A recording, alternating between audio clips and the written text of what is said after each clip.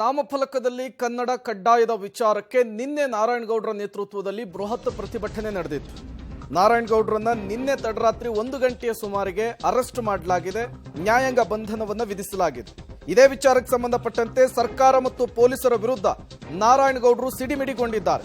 ಪೊಲೀಸರು ಬಲವಂತವಾಗಿ ನನ್ನ ಮೊಬೈಲ್ ಅನ್ನು ಕಿತ್ತುಕೊಂಡಿದ್ದಾರೆ, ರಾತ್ರಿ ಊಟವನ್ನು ಕೊಟ್ಟಿಲ್ಲ, ದಬ್ಬಾಳಿಕೆಯನ್ನ ನಡೆಸಿದ್ದಾರೆ. ನಾರಾಯಣಗೌಡರ ಕಿಡಿ ನುಡಿ ಇದು.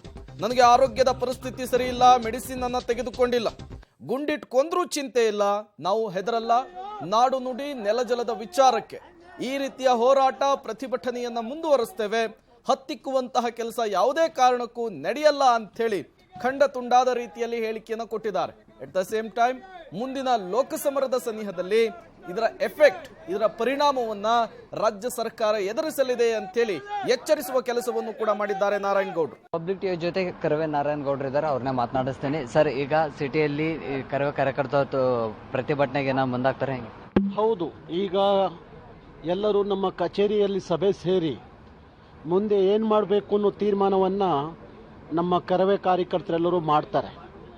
ಹಾಗಾಗಿ ಮಾನ್ಯ ಗೃಹ ಸಚಿವರ ಮನೆ ಮುಂದೆ, ಮುಖ್ಯಮಂತ್ರಿಗಳ ಮನೆ ಮುಂದೆ ಧರಣಿಯನ್ನು ಕೂರುವಂಥ ಕೆಲಸವನ್ನು ಮಾಡ್ತಾರೆ.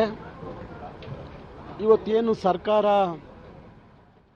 ಪೊಲೀಸ್ ವ್ಯವಸ್ಥೆಯನ್ನು ಮುಂದಿಟ್ಟುಕೊಂಡು ನಮ್ಮ ಹೋರಾಟವನ್ನು, ನಮ್ಮ ಚಳುವಳಿಯನ್ನು ಹತ್ತಿಕ್ಕುವಂಥ ಕೆಲಸ ಮಾಡ್ತಾ ಇದೆಯಲ್ಲ, ಅದು ಒಂದು ರೀತಿಯ ನಾಡದ್ರೋಹದ ಕೆಲಸ. ಕನ್ನಡದ ಕೆಲಸ ಮಾಡುವವರಿಗೆ ಇವತ್ತು ಜೈಲು, ಬೇಲು, ಲಾಠಿ ಹೇಟು, ಬೂಟ್ ನೇಟು ಇದನ್ನು ಈ ರೀತಿಯಲ್ಲಿ ನಡೆಸ್ಕೊಳ್ಳುವಂಥ ಸರ್ಕಾರ ಇದೆಯಲ್ಲ, ಸಿದ್ದರಾಮಯ್ಯನವ್ರ ಸರ್ಕಾರ. ಇವತ್ತು ಸಿದ್ದರಾಮಯ್ಯನವರು ಭಾರಿ ಕನ್ನಡದ ಕಳಕಳಿಯನ್ನು, ಅಭಿಮಾನವನ್ನು ವ್ಯಕ್ತಪಡಿಸ್ತಾರೆ. ಯಾವ ಸೀಮೆಯ ಅಭಿಮಾನ ಇದೆ ಸಿದ್ದರಾಮಯ್ಯನವರೇ ನಿಮಗೆ? ಯಾವ ಕಳಕಳಿ ಇದೆ ನಿಮಗೆ? ಯಾವ ಕಳಕಳಿ ಇದೆ ಹೇಳಿ? ಹಾಗಾಗಿ ಯಾವ ಕಳಕಳಿ ಇಲ್ಲದ ಸರ್ಕಾರ ನಿಮ್ಮದು.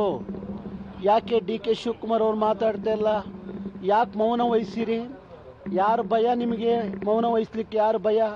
ಯಾಕೆ DK ಶಿವಕುಮಾರ್ ರಾಜ್ಯಾದ್ಯಂತ ಪ್ರವಾಸ ಕೂಡ ಹಮ್ಮಿಕೊಳ್ತೀವಿ ಅಂತ ಹೇಳ್ತಾ ಇದ್ದಾರೆ? ಹೌದು, 31 ಜಿಲ್ಲೆಯಲ್ಲೂ ಸಹ ನಾನು ಪ್ರವಾಸವನ್ನು ಮಾಡ್ತೀನಿ. ನಾಮಫಲಕ, ಆಂಗ್ಲ ನಾಮಫಲಕಗಳನ್ನ ಕಿತ್ತು ಒಗೆಯುವ ಕೆಲಸವನ್ನು 31 ಜಿಲ್ಲೆಯಲ್ಲೂ ಮಾಡ್ತೀವಿ.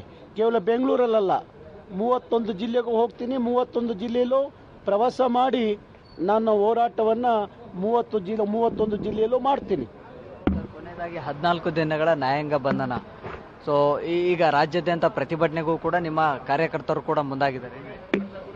ಏನೇ ನನ್ನ ಕಾರ್ಯಕರ್ತರಿಗೆ ಹೇಳ್ತಾ ಇದ್ದೀವಿ, ನೀವು ಯಾವುದಕ್ಕೂ ಹಂಜಬೇಡಿ, ಎದುರಬೇಡಿ. ಇನ್ನೂ 100 ದಿವಸ ತಗೊಂಡೋಗಿ ಜೈಲಲ್ಲಿ ಇಟ್ಟರು ನಾನು ಎದುರೋದಿಲ್ಲ.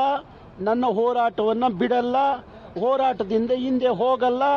ನನ್ನ ದೇಹದ ಕೊನೆಯ ಒಂದು ಹನಿ ರಕ್ತ ಇರೋವರೆಗೂ ನಾನು ಹೋರಾಟ ಮಾಡೇ ಸಾಯ್ತೀನಿ. ಇದಿಷ್ಟು ಕರವೇ ನಾರಾಯಣಗೌಡರ ಮಾತು. ಈಗಾಗಲೇ ನ್ಯಾಯಾಂಗ ಬಂಧನಕ್ಕೆ ಒಪ್ಪಿಸಿದ್ರು ಕೂಡ ನಮ್ಮ ಹೋರಾಟ ನಿಲ್ಲೋದಿಲ್ಲ. ಈಗಾಗಲೇ ನಮ್ಮ ಕರವೇ ಕಾರ್ಯಕರ್ತರಿಗೂ ಕೂಡ ಕರೆಯನ್ನು ಕೊಟ್ಟಿದ್ದೀವಿ. ರಾಜ್ಯಾದ್ಯಂತ ಪ್ರತಿಭಟನೆಯ ಮೂಲಕವಾಗಿ ಸರ್ಕಾರವನ್ನ ಎಚ್ಚರಿಸುವಂತಹ ಪ್ರಯತ್ನವನ್ನು ಕೂಡ ಮಾಡ್ತೀವಿ ಅನ್ನುವಂತಹ ಎಚ್ಚರಿಕೆಯನ್ನು ಕೂಡ ಸರ್ಕಾರಕ್ಕೆ ಕೊಡ್ತಾ ಇದ್ದಾರೆ. ಕ್ಯಾಮರಾ ಪರ್ಸನ್ ಅಕ್ಷಯ್ ಜೊತೆ Prakash D Rampur, public TV, Bengaluru.